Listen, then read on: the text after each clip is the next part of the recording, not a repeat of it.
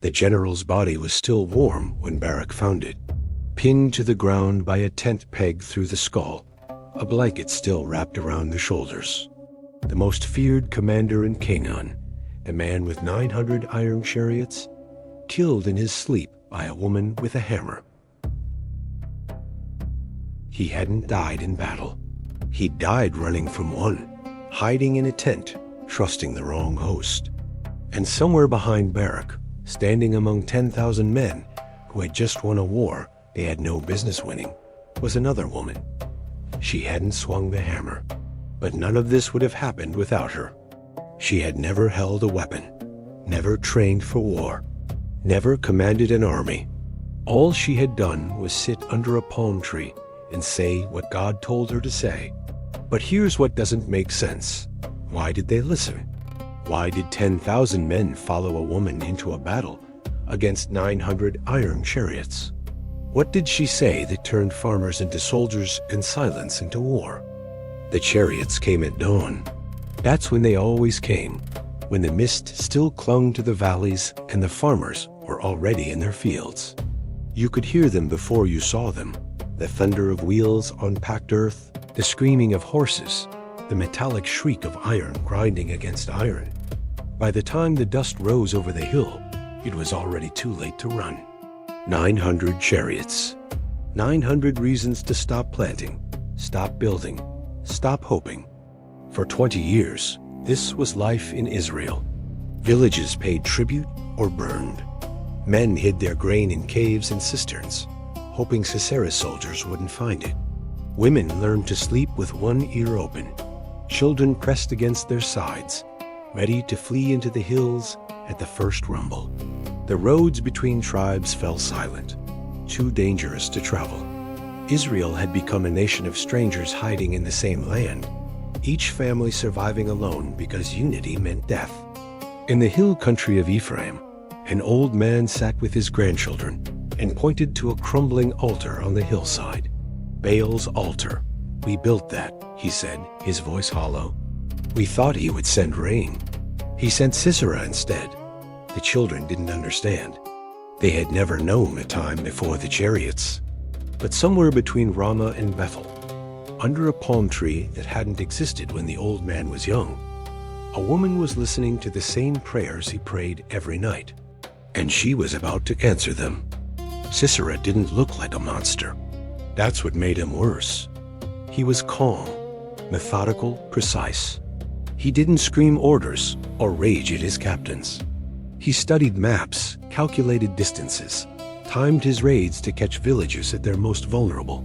The chariots were his invention, or at least his obsession. 900 of them, each one a mobile fortress of iron and wood, pulled by horses trained to charge into crowds without flinching. Other generals had armies. Sisera had a machine. His name had weight.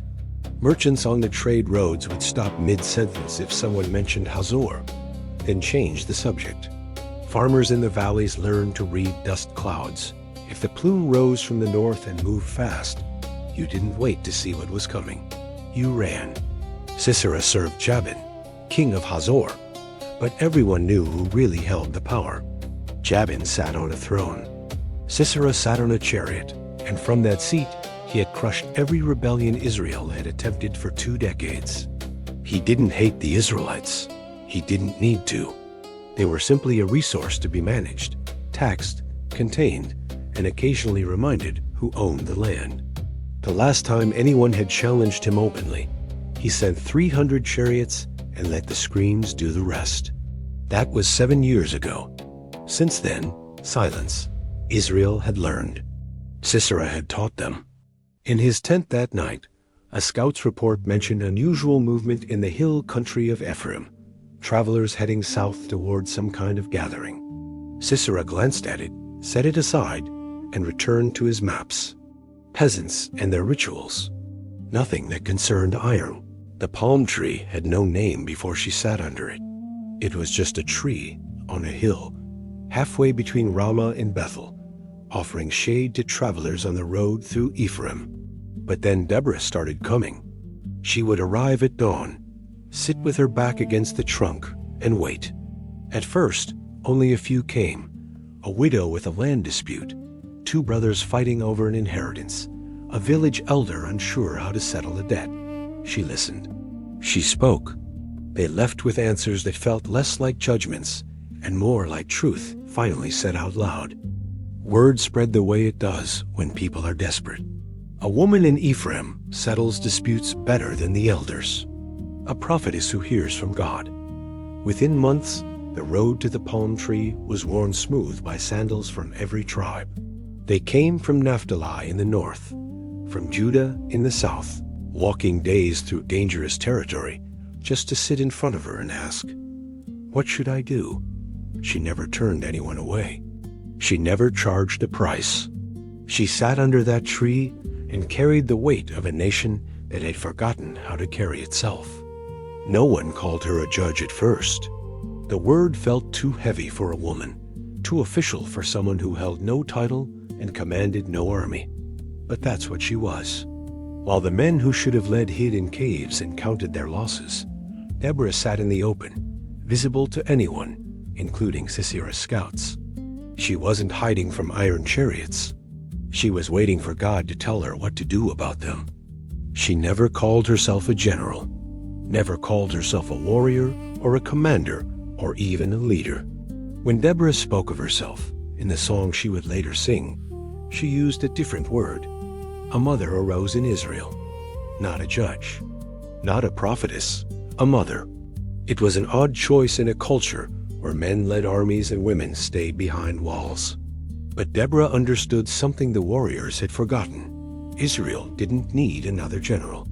Israel needed someone to call them back home.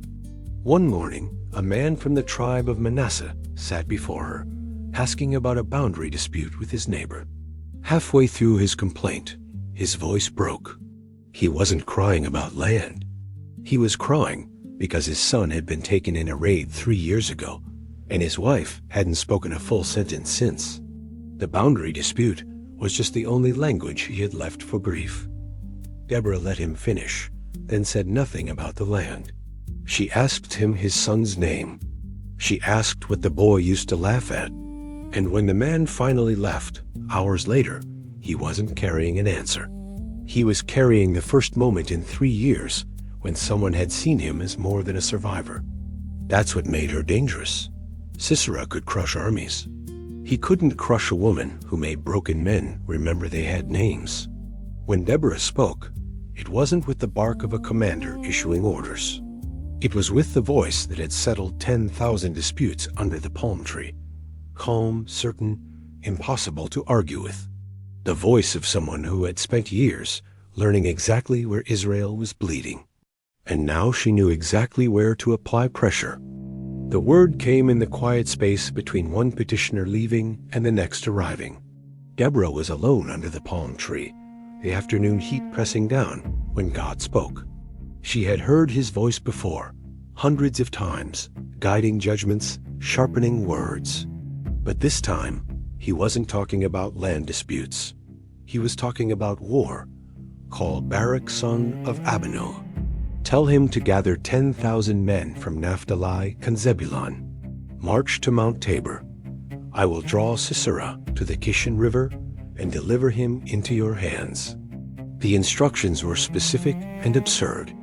A battle plan delivered through a woman who had never held a sword, given to a general who hadn't won a battle in 20 years, against an army that hadn't lost one. The math made no sense. But God hadn't asked for math. He had asked for obedience. Deborah didn't argue.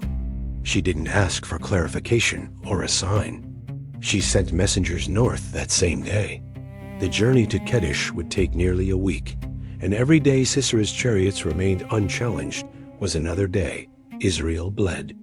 That night, after the messengers had disappeared into the hills, Deborah sat alone under the palm tree longer than usual. The stars came out. The road emptied. For the first time in years, no one was waiting to see her. She thought about the 10,000 men she had just summoned to die, or to live, depending on whether Barak believed her and whether God did what he said he would do. She had no army, no sword, no way to make any of this happen. just a word spoken under a tree and a long walk ahead. She stayed until the moon rose, then went home to pack. Barak came. That alone was more than Deborah had allowed herself to expect. He made the week-long journey from Kedesh to the palm tree, arriving with dust on his cloak and questions in his eyes. He was tall, broad-shouldered, the kind of man who looked like he'd been built for battle. But 20 years of losing had carved something else into his face, a wariness that hadn't been there when he was young. He had fought Sisera's chariots before. He knew what iron did to flesh. Deborah delivered the message exactly as God had given it. Mount Tabor, 10,000 men. The Kishon River, victory. Barak listened without interrupting, his jaw tight, his hands still. When she finished, he didn't say no. He didn't say the plan was madness, though it was. He didn't ask for more men or better weapons or a different strategy. He asked for one thing only. If you go with me, I will go. But if you don't go with me, I won't go. The words hung in the air between them. Some would later call it cowardice, a general unwilling to march without a woman at his side. Others would call it wisdom, a man who understood that Deborah's presence meant God's presence, and that no amount of soldiers could replace that. Barak didn't explain himself. He just waited. The fate of Israel balanced on the answer of a woman who had never seen a battlefield, being asked to walk onto one. Deborah didn't hesitate. "I will go with you," she said. But before Barak could exhale his relief, she continued. Her voice shifted, no longer the counselor under the palm tree, but the prophetess delivering a word that couldn't be unsaid. "However, the road you're taking will not lead to your glory. The Lord will deliver Sisera into the hands of a woman." Barak blinked. He had asked for her presence, and she had given it. But she had also taken something away, the honor every warrior dreamed of. In that culture, killing the enemy commander was the highest prize. It meant songs sung in your name, stories told to grandchildren, a place in Israel's memory forever. Barak had just been told that none of that would be his. He would lead the charge. He would risk the death. But when the dust settled and the victory was counted, a woman would hold the trophy. Not Deborah. The prophecy was strangely specific about that. Some other woman, unnamed, unknown, not yet part of the story? Barak went anyway. That detail gets lost sometimes in the retelling. He heard the prophecy, understood what it cost him, and still gathered his cloak and turned north to summon 10,000 men to a battle whose glory would belong to someone else. Maybe he decided that survival mattered more than honor. Maybe he decided that obeying God mattered more than being remembered.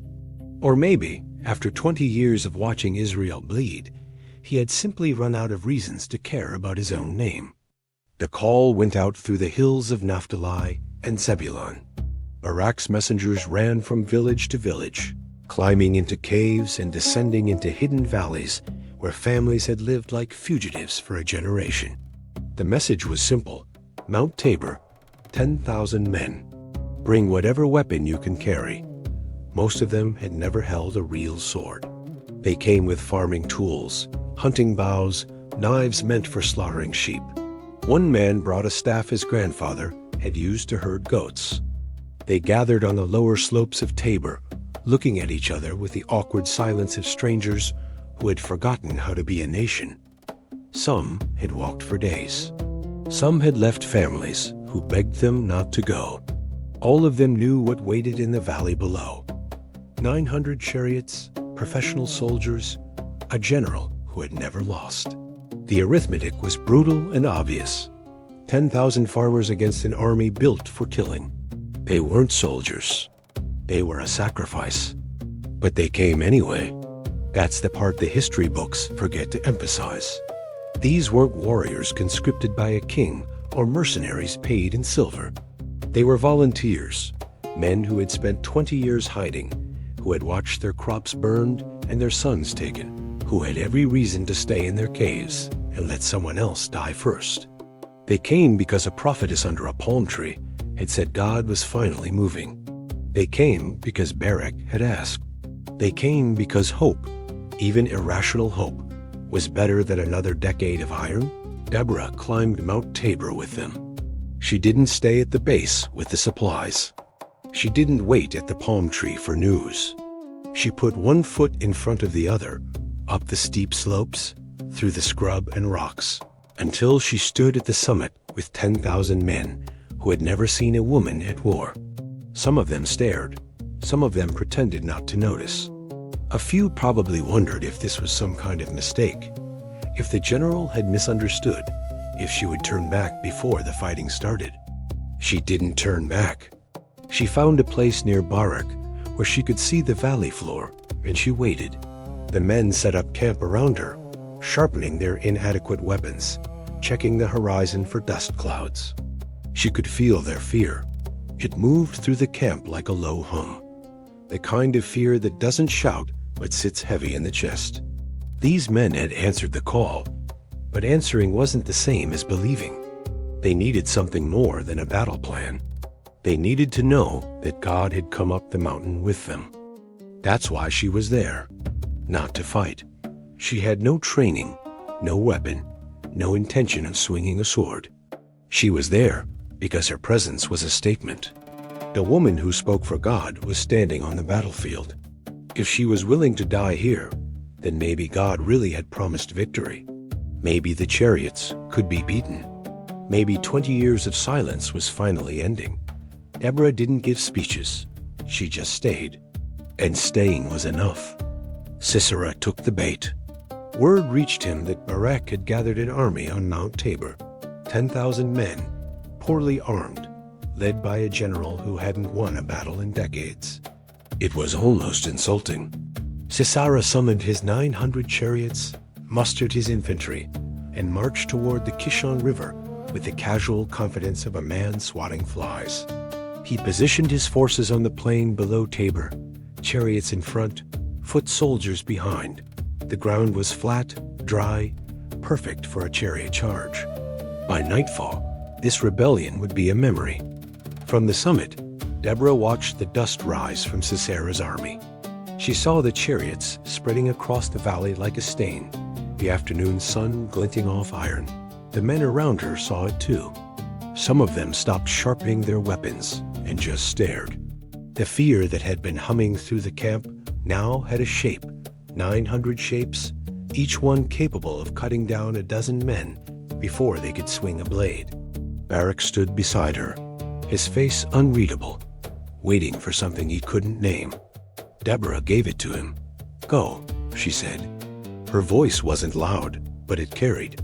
"This is the day the Lord has given Sisera into your hands. Has not the Lord gone ahead of you?" It wasn't a suggestion. It wasn't encouragement. It was the moment the entire story had been building toward. A woman with no sword, standing on a mountain, telling 10,000 terrified men to charge into the teeth of the most powerful army in Canaan. Barak drew his sword. The men behind him rose, and the mountain began to empty. The sky had been clear all morning. Sisera's officers had checked. Clear skies meant hard ground, and hard ground meant the chariots could maneuver. But as Barak's army poured down Mount Tabor, the clouds began to gather. Not slowly, the way storms usually build, but fast, as if the sky itself was being pulled shut. The first drops fell before the Israelites reached the valley floor. By the time the two armies closed the distance, the rain was a curtain. The Kishon River changed first. It had been low, sluggish, easy to cross. Within minutes, it was swelling, brown water surging over its banks, carrying debris downstream. The chariots, positioned perfectly on the dry plain, suddenly found themselves on a floodplain. Wheels that had crushed 100 villages began to sink. Horses trained to charge in formation stumbled, their hooves sliding in the thickening mud. Drivers whipped their teams forward, but forward was becoming impossible. Sisera's machine was drowning. The chariots that had terrorized Israel for 20 years were now obstacles, iron traps that held their crews in place while the ground liquefied beneath them. Soldiers tried to dismount and fight on foot, but the mud grabbed at their ankles, slowed their movements, turned every step into a struggle. The rain kept falling. The river kept rising. And down the slope of Tabor came 10,000 men who had nothing to lose, screaming the first war cry Israel had raised in a generation. The Israelites hit the Canaanite line like a wave breaking against rocks, except the rocks were stuck in mud, and the wave had 20 years of rage behind it. Farmers who had never fought in formation swung their tools with the fury of men who had buried children, lost homes, lived as ghosts in their own land. The professional soldiers Sisera had trained found that professionalism meant nothing when you couldn't move, couldn't regroup, couldn't retreat. The chariots became coffins. Crews tried to cut their horses free, but the Israelites were faster, swarming around the stuck vehicles, pulling men down into the mud. The Kishon continued to rise, and some soldiers who escaped the Israelite swords didn't escape the water. Bodies piled against debris, caught in the current, swept downstream toward the sea. The river that had been Sisera's strategic anchor became his army's grave. By afternoon, the battle was over. It hadn't been a battle. It had been a slaughter. The Canaanite army, the force that had oppressed Israel for 2 decades, lay scattered across the valley in pieces. The rain began to slow. The clouds thinned. And somewhere on that muddy plain, surrounded by men who had just discovered they could win, Barak stood looking for the one face he hadn't found among the dead. Sisera was gone. Sisera saw the collapse coming before his officers did. He had spent his life reading battles, and he knew the moment a line breaks, the chariots were useless. The infantry was panicking. The Israelites were everywhere, and the mud that trapped his army didn't seem to slow them at all. He made a calculation, the cold, precise kind he was famous for. The battle was lost. The army was lost. But he didn't have to be. He abandoned his chariot. That detail matters more than it might seem. The chariot was his identity, his power, the iron throne from which he had ruled northern Canaan. Leaving it meant becoming just another man, no faster than his legs could carry him, no more dangerous than his own 2 hands. But Sisera was a survivor before he was a symbol. He climbed down from the chariot, pushed past his struggling bodyguards, and ran. He ran north, away from the river, away from the screaming, away from the wreckage of everything he had built. His armor slowed him, so he stripped it off. His helmet blocked his vision, so he threw it aside. The general with 900 chariots was now a man in a muddy tunic, stumbling through the hills alone, looking for anywhere that wasn't a grave. Somewhere behind him, Barak was asking questions, turning over bodies, realizing the one man who mattered had slipped away. Jael was not supposed to be part of this story. She was a Kenite, a descendant of Moses' brother-in-law, part of a nomadic clan that had lived peacefully among the Canaanites for generations. Her husband Heber had made a treaty with King Jabin. Good relations, mutual benefit, the kind of arrangement that kept small families alive in a land ruled by iron. The war between Israel and Canaan was not her war. She had no stake in it, no loyalty to either side, no reason to do anything but stay in her tent and wait for it to pass. Her tent sat near Kedesh, in the territory between the battlefield and Hazor. It was a neutral place, as safe as anywhere could be in wartime. Heber was away, trading, maybe, or visiting allies. Jael was alone when she saw the figure stumbling toward her through the afternoon heat. He was moving like a wounded animal, looking over his shoulder, his clothes soaked with what might have been rain or sweat or blood. She recognized the quality of his tunic before she recognized his face. This was someone important. This was someone running. Sisera reached her tent and stopped, chest heaving, eyes wild. He knew Heber. He knew about the treaty. He was counting on the obligation of hospitality that nomadic culture held sacred. The law that said a guest must be protected, fed, sheltered, treated as family. Jael looked at him. She looked at the road behind him. Empty for now, but not for long. And she made a decision. It would echo through 3,000 years of scripture. "Come in, my lord," Jael said. Her voice was calm, welcoming, the voice of a host receiving an honored guest. "Come in. Don't be afraid." She held the tent flap open, and Sisera stepped inside, out of the sun, out of sight. The tent was dim and cool, the air thick with the smell of animal skins and wool. Sisera's legs nearly buckled. He had been running for hours, the adrenaline of battle finally draining from his muscles. He asked for water. Jael gave him milk, curdled milk, thick and rich, the kind that fills the stomach and slows the blood. She poured it from a skin and handed it to him, watching as he drank deeply. Then she took a heavy blanket and covered him, tucking it around his shoulders like a mother putting a child to bed.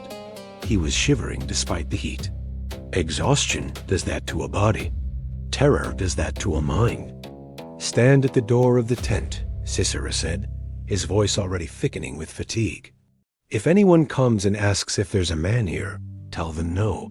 He was giving orders to the end, still a general, still a commander, still believing he controlled the room. Jael nodded. She stood near the entrance, her back to him, listening to his breathing slow. Within minutes, he was asleep.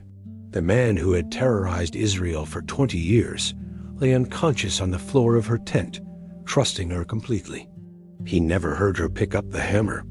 Jael knew her tools. She had pitched this tent 100 times, driving stakes into hard ground, stretching canvas tight, securing ropes against wind. The hammer fit her hand like an extension of her arm. The tent peg was iron, tapered to a point, designed to bite into earth and hold. She had never thought of them as weapons, but she was thinking of them that way now. She moved quietly. Sisera lay on his side, the blanket still wrapped around him, his face slack with the deep sleep of total exhaustion. His temple was exposed, the soft place with the skull fins, where a single blow can end everything. Jael positioned the peg. She raised the hammer. There was a moment. There must have been a moment when she could have stopped, when hospitality could have won, when the treaty with Jabin could have mattered more than whatever was driving her forward. The blow was clean. The peg went through his temple and into the ground beneath, pinning him to the earth. Sisera's body jerked once and went still. There was no struggle, no cry, no final words. The general who had commanded 900 chariots died in his sleep, killed by a woman with a tent peg in a home that should have been his sanctuary. Jael stood over him for a long moment, hammer still in her hand. Then she set it down, walked to the tent flap, and waited for someone to come. Barak arrived before sunset. He had followed Sisera's trail north, asking at every village, pushing his exhausted men forward, because he knew that killing the general mattered almost as much as winning the battle. Without Sisera's death, the victory was incomplete. Jabin could rebuild, recruit a new commander, start the cycle again. Barak needed a body. He needed proof. He needed to end this. When he reached Jael's tent, she was standing outside, calm as a woman waiting for expected guests. "Come," she said. "I will show you the man you're looking for."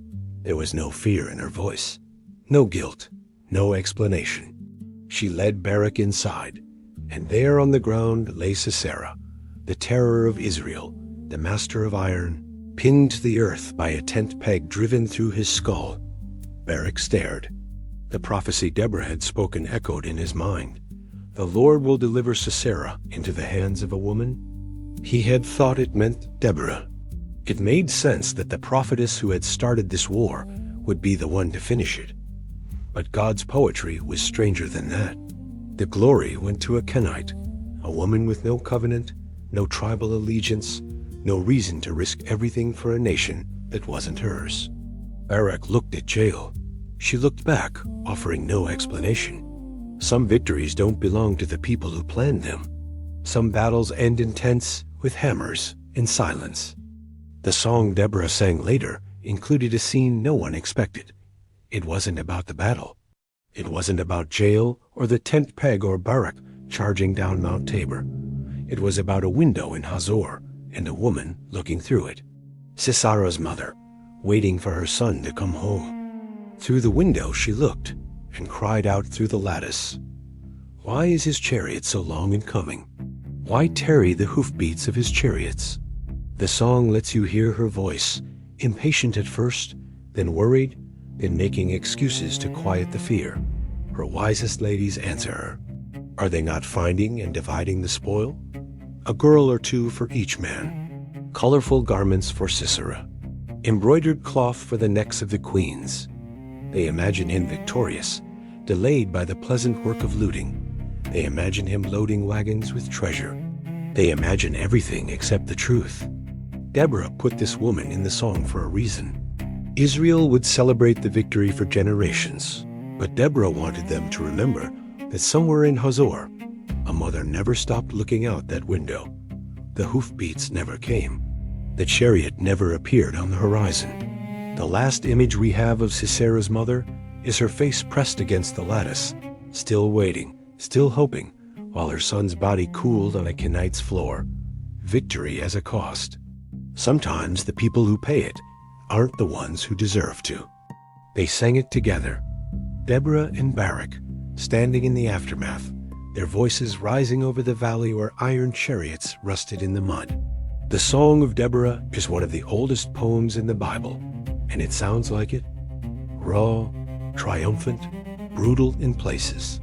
A victory hymn that doesn't sanitize the blood or apologize for the bodies.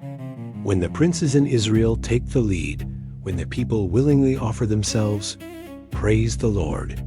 The song names the tribes who came and shames the tribes who didn't. Reuben stayed with their flocks, debating and never deciding. Dan remained on their ships. Asher sat on the coast. But Zebulun and Naphtali risked their lives. The song remembers.